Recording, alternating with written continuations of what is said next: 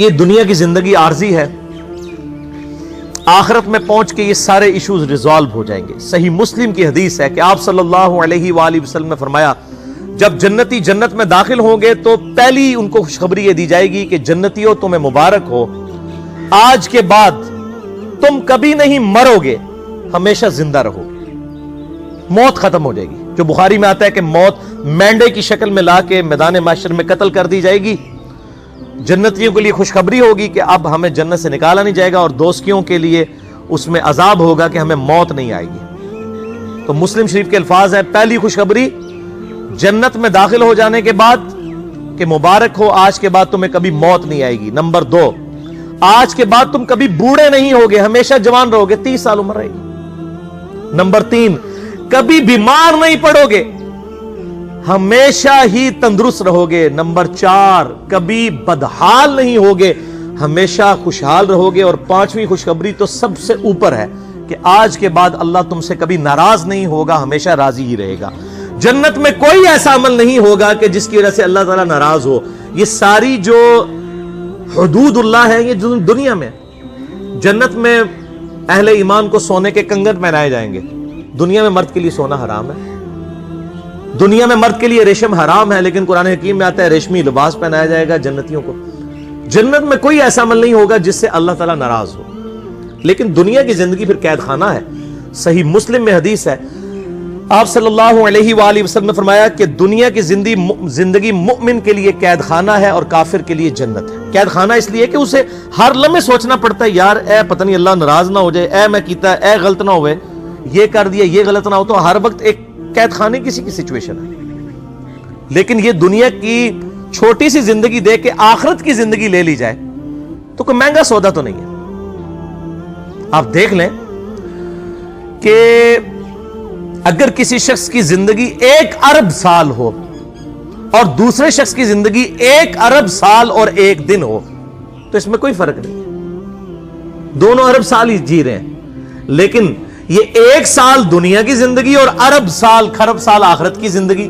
اگر کوئی یہ 1 سال کی یا 1 دن کی زندگی دے کے وہ ارب سال کی زندگی کما لے، وہ فائدے میں ہے، یا جو یہ 1 دن کی زندگی جو ہے اس کو عیاشی سے گزار کے 1 ارب سال کی زندگی گنوا دے۔ جو مسلم شریف میں حدیث ہے کہ دنیا اور آخرت کی مثال اس طرح ہے، کوئی شخص انگلی ڈبوئے سمندر میں، جو پانی لگتا ہے انگلی کے ساتھ وہ دنیا کی زندگی ہے اور سمندر آخرت کی زندگی۔ تو اصل تو ناکام وہ ہے، لیکن یہ معاملہ بڑی مشکل سے سمجھ آتا ہے۔ صحیح مسلم میں ہی ایک حدیث ہے، صحیح مسلم کا جنت والا چیپٹر ضرور پڑھیں، آپ کو یہ ساری چیزیں مل جائیں گی کہ آپ صلی اللہ علیہ وآلہ وسلم نے فرمایا اللہ تعالیٰ نے جنت کو جو ہے وہ ناگوار چیزوں سے ڈھانپ رکھا ہے، یعنی جنت تک پہنچنے کے لیے آپ کو بڑی ناگواری کی زندگی گزارنی پڑے گی، گرمیوں کے روزے رکھنے پڑیں گے، نمازیں پڑھنی پڑیں گی، حلال و حرام کی تمیز کرنی پڑے گی، رشتہ داروں کے ساتھ صلہ رحمی کرنی پڑے گی۔ تو یہ بڑی ناگوار چیزیں ہیں، یہ کرنے کے بعد جنت آئے گی، یہ آبسٹیکلز ہیں۔ اور دوزخ کو اللہ نے شہوات سے ڈھانپ رکھا ہے، جس کو کہتے ہیں نا کڑگا لانا، کہ دوزخ کی طرف ہر بندہ ہی لپکے گا، دنیا کی ہر عیاشی جو ہے وہ دوزخ کی طرف لے جائے گی، جو شرعی حدود کو پامال کرنے والی۔ اور اس کی تفسیر میں حدیث ہے، جامعہ ترمذی، سنن ابی داؤد اور سنن نسائی کے اندر بڑی مشہور حدیث ہے۔ آپ صلی اللہ علیہ وآلہ وسلم فرماتے ہیں کہ جب اللہ تعالیٰ نے جنت کو پیدا کیا تو جبرائیل علیہ السلام سے کہا کہ جائے جنت وزٹ کر کے آئیں۔ جبرائیل علیہ السلام واپس آئے، انہوں نے کہا یا اللہ جنت تو ایسی جگہ تو نے بنائی ہے کہ یہ ساری جنت میں پہنچ جائیں گے لوگ، اس کے لیے کون کوشش نہیں کرے گا۔ پھر اللہ تعالیٰ نے جنت کو ناگوار چیزوں سے ڈھانپ دیا، یعنی دنیا میں شریعت کی پابندی ہے جو بظاہر تو ناگوار چیزیں، مشکل کام ہے۔ پھر جبرائیل علیہ السلام کو کہا اب جا کے جنت کو دیکھیں۔ وہ جب جنت دیکھی نا، انہوں نے کہ اتنے مشکل کام کر کے جنت تک پہنچنا ہے، ان کا یا اللہ مجھے نہیں لگتا کہ کوئی شخص اب جنت میں پہنچنے میں کامیاب بھی ہوگا۔ یہاں لوگ کہتے ہیں اللہ جو کچھ بھی ہیں تیرے محبوب کی امت سے ہیں، یعنی اسی بندے دا پتر نہیں بڑھنا، اسی اپنی اصلاح کوئی نہیں کرنی، این جی سانو قبول کر، یعنی چور ہیں، ٹھگ ہیں، بے ایمان ہیں، بے نمازی ہیں، جو کچھ بھی ہیں تیرے محبوب کی امت سے۔ اگر دنیا میں مورل لاز ایکٹیو ہوتے نا، اسی وقت سر پہ آگے جوتی پڑتی کہ محبوب صلی اللہ علیہ وآلہ وسلم کا نام لیتے ہو اور اعمال اپنے دیکھو۔ اچھا، اسی حدیث میں آتا ہے ابو داؤد، ترمذی اور ابن ماجہ کی کہ پھر اللہ تعالیٰ نے جبریل علیہ السلام کو کہا جا کے دوزخ دیکھیں. دوزخ دیکھی, انہوں نے کہا یا اللہ کوئی شخص بھی دوزخ کے لیے کوشش نہیں کرے گا, کوئی شخص بھی دوزخ میں نہیں پہنچے گا, اتنی سخت عذاب ہے اس کا. پھر اللہ تعالیٰ نے دوزخ کو شہوات دنیاوی لذتوں کے ساتھ ڈھانپ دیا اور جبرائیل علیہ السلام سے کہا اب جا کے ذرا دوزخ کو دیکھو. جب انہوں نے دوزخ کو دیکھا, انہوں نے کہا یا اللہ مجھے نہیں لگتا کہ کوئی بندہ دوزخ سے بچ پائے گا. اللہم اجرنا من النار, اللہم اجرنا من النار, اللہم اجرنا من النار. اللہم من احییتہ منا فاحیہ علی الاسلام ومن توفیتہ منا فتوفہ علی الایمان. آخری حدیث بھی صحیح مسلم کی ہے, مجھے ضمناً یاد آ گئی اس حوالے سے کہ آپ صلی اللہ علیہ وآلہ وسلم فرماتے ہیں کہ دنیا میں جس نے اللہ کی کے تابع فرمان بن کے زندگی گزاری ہوگی, مشکل کی مفلسی کی زندگی گزاری لیکن اللہ کی نافرمانی نہیں کی, قیامت والے دن اللہ تعالیٰ فرشتوں سے کہے گا کہ اسے ذرا ایک پھیرا جنت کا لگواؤ.